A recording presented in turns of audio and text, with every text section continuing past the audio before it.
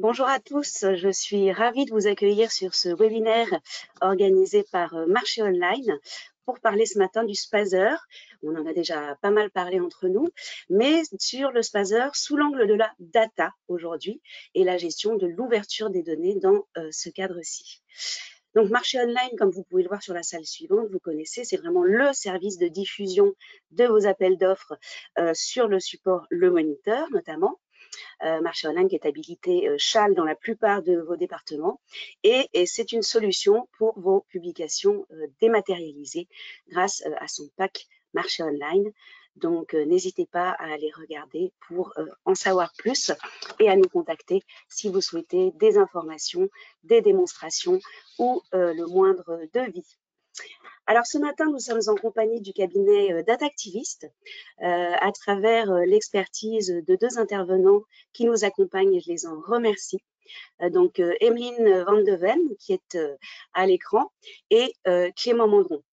Donc, je vais les laisser présenter effectivement Datactiviste et puis vous parler effectivement de ce Spazer dans l'angle de la data au cours de ce webinaire. Il y aura un certain nombre de questions qui nous ont été posées en amont. Nous y répondrons à la fin du webinaire. Donc, bon webinaire à tous. Téméline et Clément, un grand merci et à tout à l'heure pour les questions. Merci Laurence. Bonjour à toutes et à tous. Donc ce matin, Datactiviste va vous présenter le Spazer sous l'angle de la data. Donc Datactivist, nous sommes une SCOP de 23 salariés créée en 2016 pour la mise en œuvre d'une loi pour une république numérique et notamment pour accompagner les collectivités territoriales dans la mise en œuvre de l'ouverture de leurs données. Donc ce matin, on est là pour vous parler du Spazer. Je vais parler pendant un petit moment plutôt d'une partie théorique et puis mon collègue Clément prendra le relais sur une partie plutôt pratique en vous montrant une partie méthodologie et puis des exemples de clients que nous avons pu accompagner sur le sujet.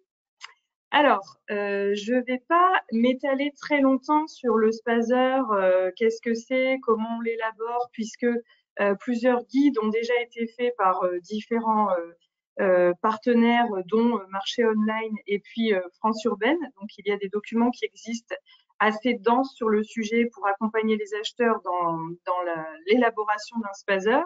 Ce matin, avec Clément, on a vraiment voulu aborder avec vous ce sujet sous l'angle de la data. Pourquoi aborder le Spazer sous l'angle de la donnée? Parce que eh bien, ces schémas doivent être suivis de manière quantitative et qualitative, mais surtout de manière quantitative. Et donc, pour ce faire, il va falloir vérifier que vous ayez les données nécessaires. Donc, ce matin, on va vraiment aborder le sujet sous cet angle très spécifique. Je vais quand même rappeler rapidement ce qu'est un Spazer. Donc un Spazer, alors il y a d'autres acronymes qui peuvent être utilisés, mais le Spazer est le plus connu. C'est le schéma de promotion des achats publics socialement et écologiquement responsables.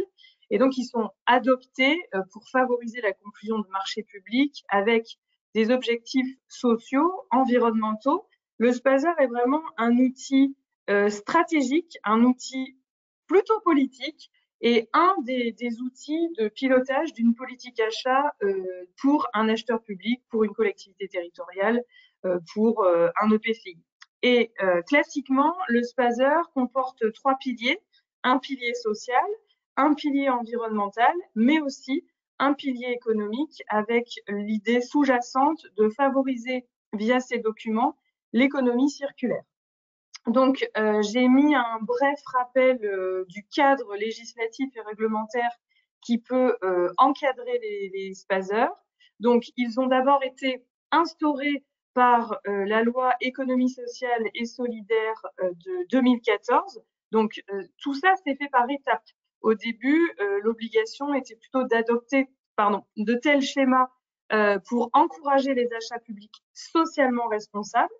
Puis est venue s'ajouter la brique écologiquement responsable en 2015 par la loi relative à la transition énergétique pour la croissance verte et la modification la plus récente est la loi climat et résilience que je vais mentionner après. Toutes ces lois ont permis à arriver à la codification des Spazer au sein du Code de la commande publique, en partie L au L 2111.3 du CCP et en partie des 21.11.3 du code.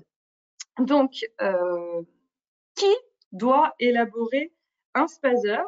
Il y a différents types d'acheteurs qui doivent obligatoirement adopter un spazer, principalement les collectivités territoriales et leurs groupements, mais ce type de schéma, enfin ce type de document plutôt, ces schémas peuvent aussi concerner des acheteurs publics qui sont soumis au CCP et dont le statut est fixé par la loi, en exemple la SNCF ou la Poste. Donc, les acheteurs soumis, ça peut être des pouvoirs adjudicateurs, mais également des entités adjudicatrices. Et je ne vais pas revenir sur toutes ces définitions qui sont précisées dans le Code de la commande publique. Alors, le spazer, il est obligatoire à partir d'un certain montant. Ce montant, il est fixé à l'article D 21.11.3 du Code de la commande publique. Il s'agit du montant total annuel des achats effectués par l'acheteur sur une année civile et dans le cadre des marchés qu'il a conclus. Et ce seuil est passé avec la loi climat et résilience à 50 millions d'euros. Il était auparavant à 100 millions d'euros. Donc ça, c'est un des éléments qu'il vous faut vérifier si vous avez un doute sur le fait que vous soyez soumis ou non à l'obligation du spazer. Eh bien, recalculez votre montant total annuel d'achat hors taxes effectué dans le cadre de vos marchés sur une année civile. Et si vous êtes supérieur à un montant de 50 millions d'euros, vous devez maintenant obligatoirement adopter un spazer puisque le seuil de 100 millions a été abaissé. Donc, ça représente, pour vous donner un peu un ordre d'idée, quand le seuil était à 100 millions, il y avait à peu près 160 collectivités territoriales et groupements concernés.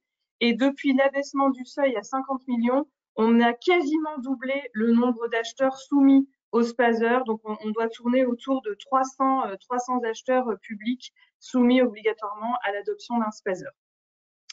J'ai fait une slide quand même un peu plutôt spécifique sur les évolutions qui sont issues de la loi climat et résilience parce que elles sont assez importantes et parce qu'elles ne sont pas forcément encore alors connues de tous, oui, mais pas forcément encore mises en œuvre par tous, par le nombre d'acheteurs que je viens de citer précédemment.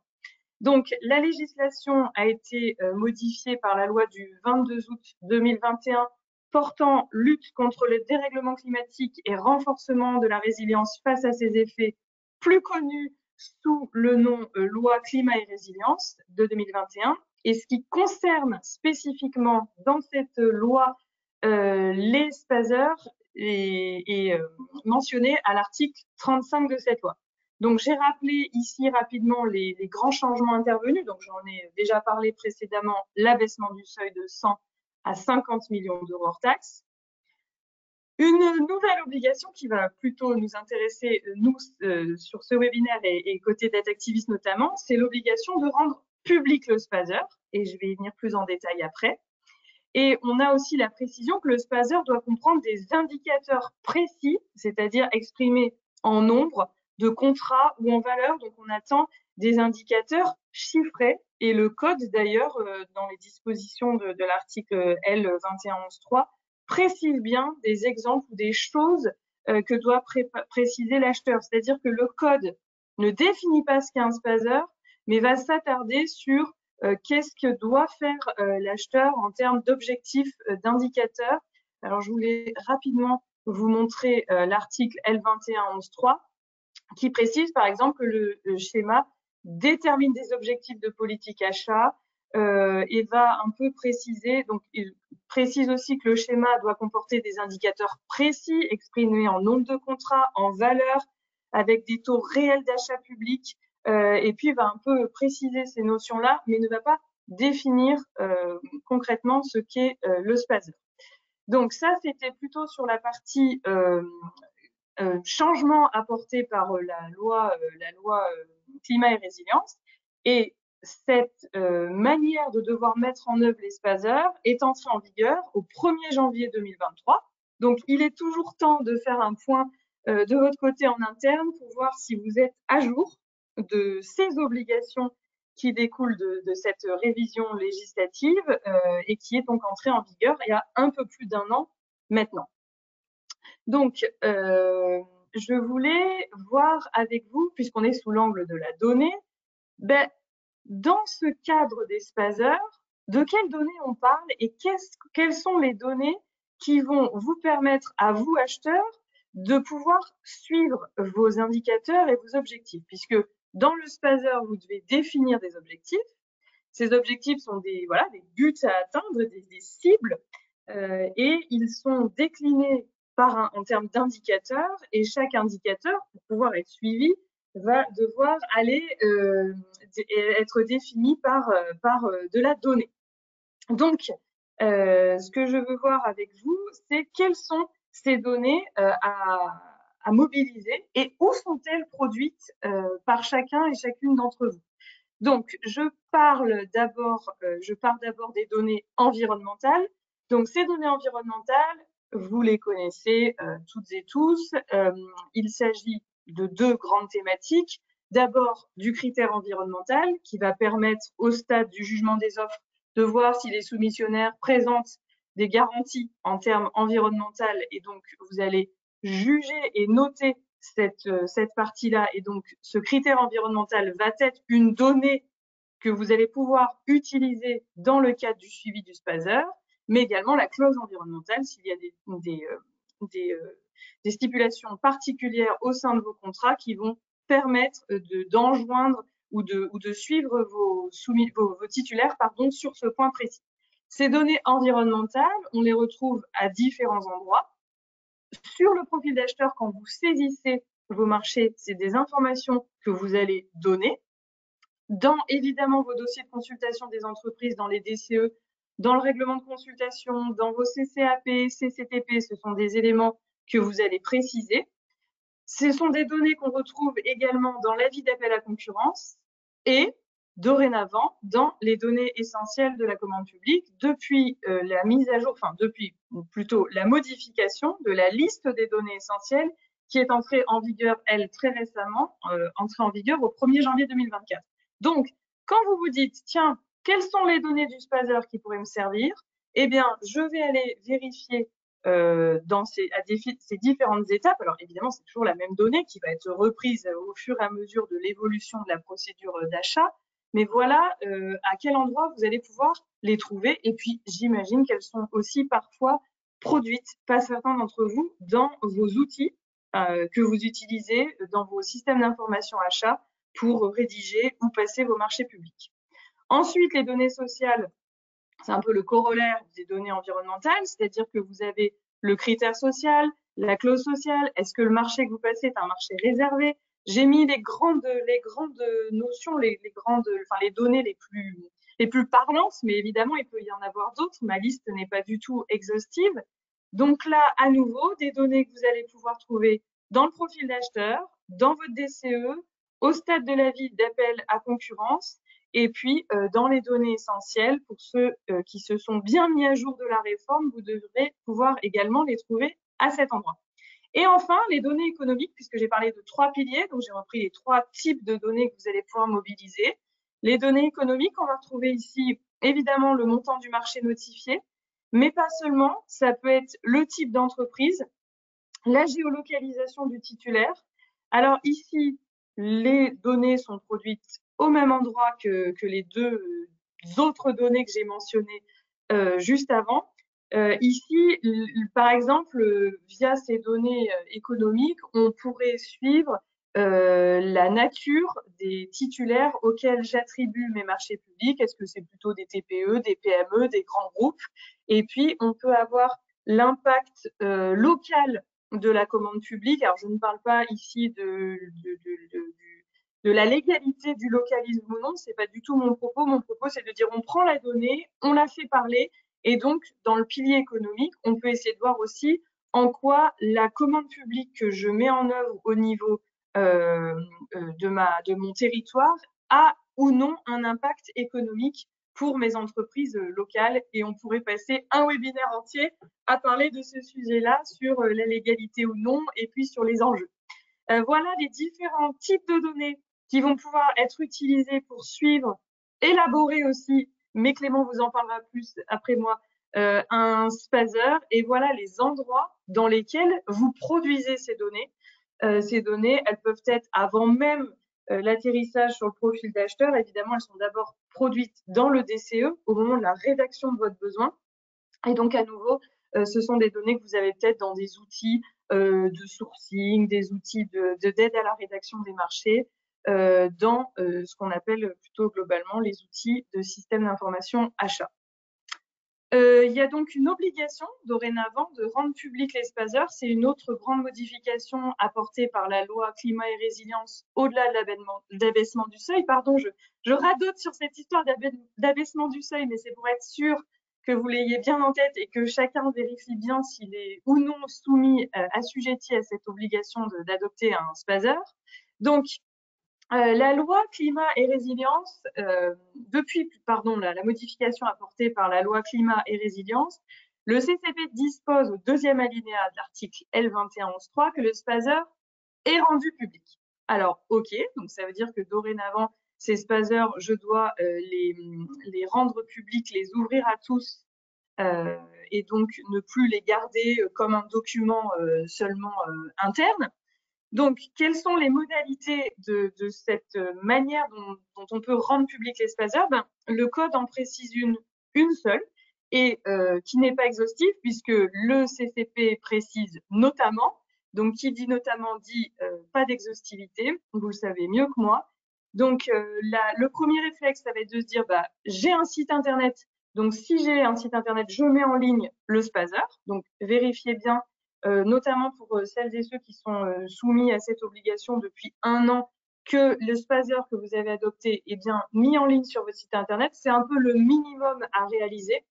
Et puis, il y a d'autres possibilités, dont principalement la mise en ligne de votre spazer sur une plateforme open data, si vous en avez une au sein de votre entité.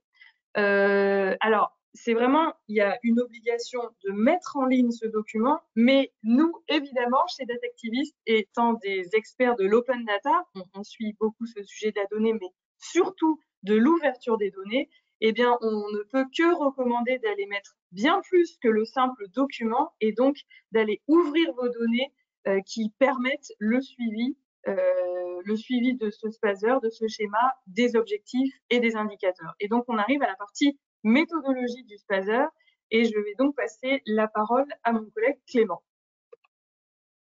Oui, merci Emeline pour ce cadrage et tous ces éléments sur un spazer et comment on peut le faire, qui doit le faire. Voilà. Moi, je vais revenir sur des éléments de méthodologie, c'est-à-dire maintenant qu'on sait qu'on doit mettre en place un spazer ou qu'on a un spazer à mettre à jour, qu'est-ce qu'on peut faire, comment on peut faire.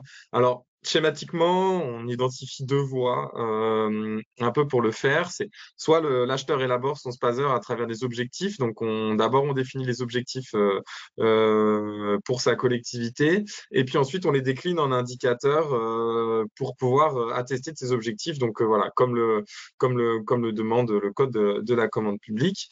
Néanmoins, parfois ces indicateurs ils sont difficiles à calculer. On n'a pas encore la donnée, on n'a pas encore les canaux de collecte des données, même si Emeline vous a identifié les différentes sources de données sur le profil d'acheteur, dans le DCE ou dans les données essentielles de la commande publique. Parfois, les données, elles sont pas constituées.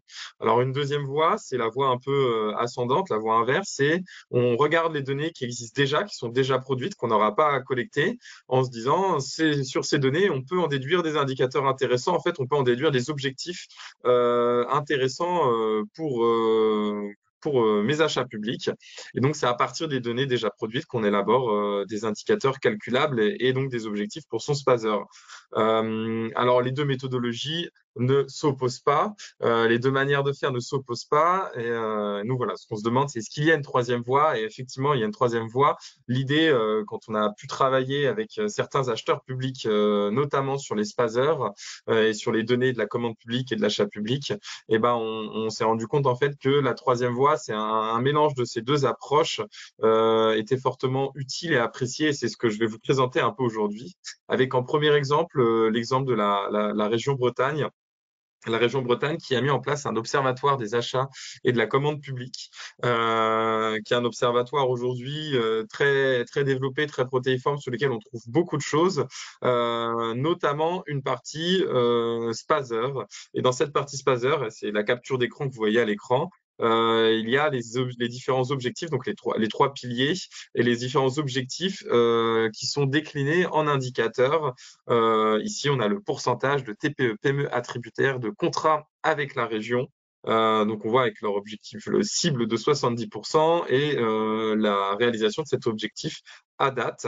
Et donc, derrière cet indicateur, qui est un indicateur qui peut être mobilisé dans un spazer, voilà, sur le pilier économie, performance, innovation. On a quelque chose d'assez intéressant. En fait, on a des données ouvertes et on a les données essentielles de la commande publique. Et la région Bretagne, à travers son observatoire, met à disposition vraiment à l'indicateur près ces données. Met à disposition sur sa plateforme Open Data les données qui calculent l'indicateur. Donc en fait, si on se rend sur l'observatoire, vous pourrez aller voir leur source de données et ça vous ramène directement à leur plateforme d'ouverture de données. Voilà. Donc la région Bretagne, avec cet observatoire qui est un bel outil de transparence, mais également un outil qui permet de fédérer autour de la démarche une multitude d'acteurs, voilà, et aller assez loin dans la démarche, mais c'est le genre d'outil ou de, de démarche qu'on peut mettre en place autour du Spazer, qui est vraiment très intéressante. Et nous, quand on a accompagné la région Bretagne, on l'a fait à plusieurs titres, mais notamment dans l'organisation d'ateliers de définition de ces indicateurs. Et c'est les deux canevas d'ateliers qui apparaissent sur les diapositives en dessous. En fait, on est intervenu dans la région Bretagne, on leur a proposé une méthode pour mettre autour de la table différents profils, notamment des acheteurs publics, le personnel aussi, les agents de la commande publique, des agents des directions qui saisissent les données aussi dans les logiciels profils d'acheteurs financiers et logiciels financiers. Pour leur faire aboutir à la fois sur questionner les indicateurs déjà existants. Ça, c'est l'objet du canevas en bleu. Voilà, est-ce que l'indicateur il répond bien à un objectif? Comment est-ce qu'il mesure? Et aussi faire écrire la formule de l'indicateur précisément. Et ensuite placer cet indicateur pour voir s'il est important ou peu pertinent pour les personnes et s'il y a beaucoup ou peu d'efforts pour avoir la donnée. Et autour de la table, il y avait également des personnes qui savaient où se trouvaient les données, quelles données étaient disponibles. Et donc, ça permettait d'avoir voilà, une sorte de priorisation avec des indicateurs à la fois sur une échelle d'importance et une échelle d'effort pour collecter la donnée. Ça permettait ensuite de faire un plan de calcul de ces indicateurs assez logique, dans le sens où on peut aller directement vers les indicateurs les plus essentiels, que les participants trouvaient les plus importants, et pour lesquels il y a peu d'efforts pour avoir la donnée.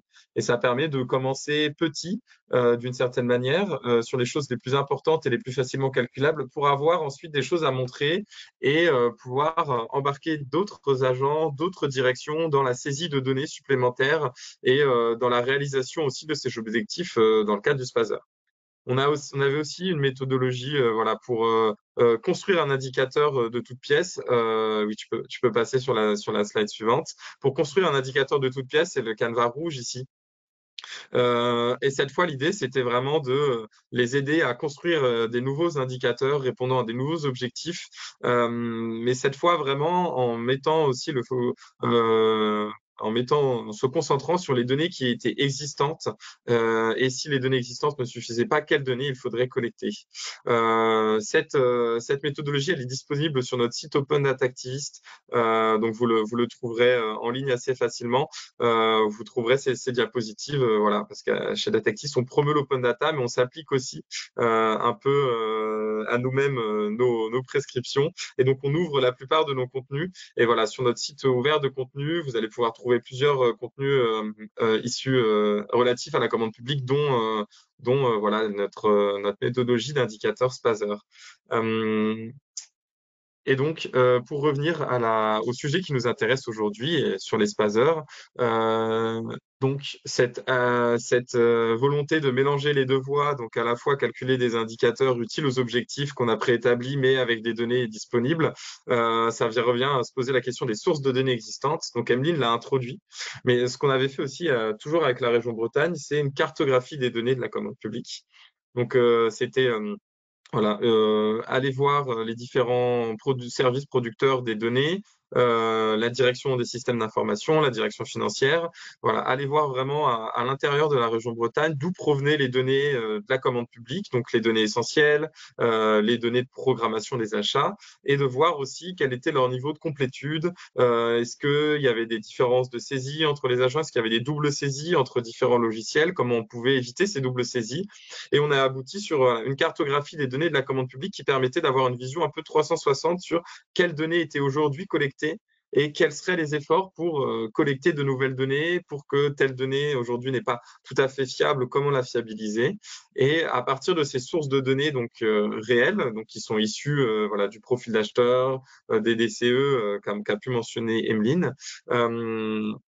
eh ben, on peut avoir déjà une base fixe de données qu'on peut utiliser pour calculer ces indicateurs de Spazer, notamment les données essentielles de la commande publique, donc les données d'attribution des marchés publics, mais également les données de programmation des achats, d'autres données comme les données financières.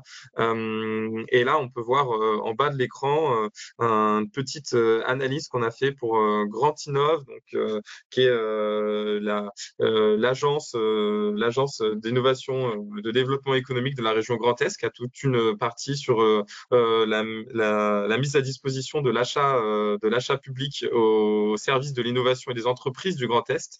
Et on a pris plusieurs EPCI de la région Grand Est, voilà, pour pouvoir calculer le nombre de titulaires et la part de ces titulaires qui sont des très petites entreprises ou des petites et moyennes entreprises, pour avoir voilà une espèce d'échelle de comparaison. Donc ça, on a fait à partir des données essentielles de la commande publique.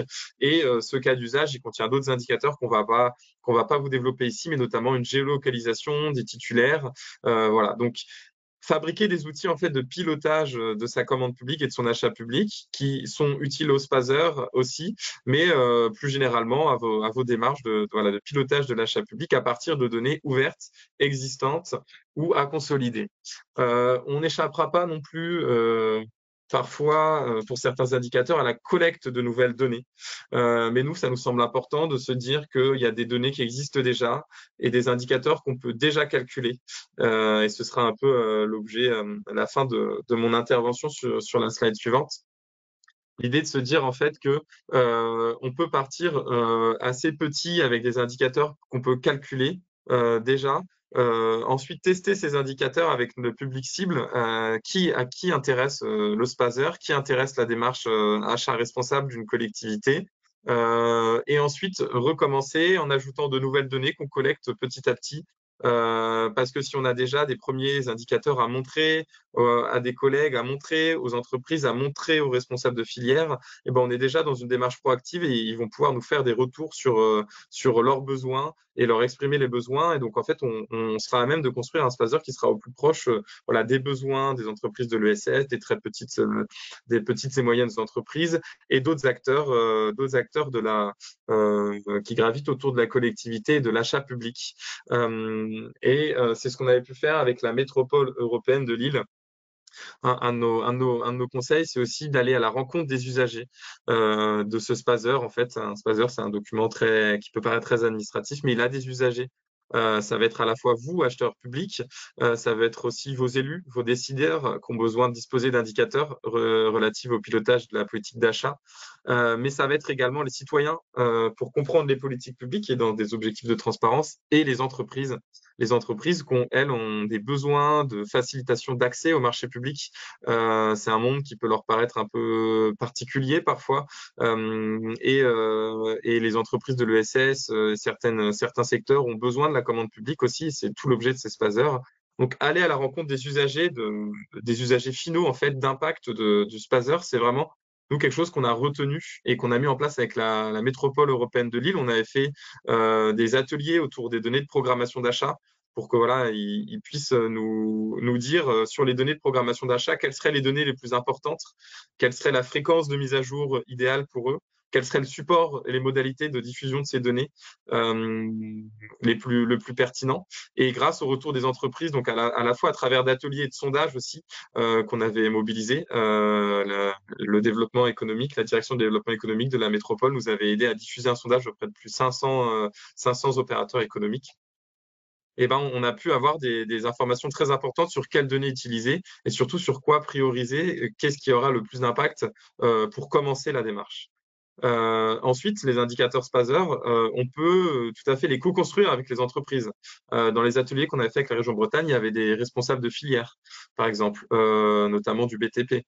Donc, on peut construire des indicateurs qui seront compréhensibles avec les entreprises pour essayer un peu parfois sortir du jargon administratif et avoir des choses que les entreprises peuvent saisir et qui permettra aussi aux entreprises de savoir vers où va votre collectivité pour pouvoir anticiper au mieux le fait de travailler avec elle et de pouvoir répondre à des marchés publics. Et donc, en fait, quand on construit des indicateurs avec plusieurs acteurs, on fait déjà une partie du chemin vers les achats responsables, vers le but en fait final du Spazer. Et le dernier point, et je m'arrêterai là-dessus, c'est la méthode itérative. Voilà, commencer par ce qui peut être fait pour pouvoir ensuite montrer que la démarche a du sens et l'élargir après avec d'autres personnes qui vont pouvoir venir enrichir la démarche, ce soit par des nouvelles collectes de données ou par l'apport de nouvelles orientations sur le Spazer.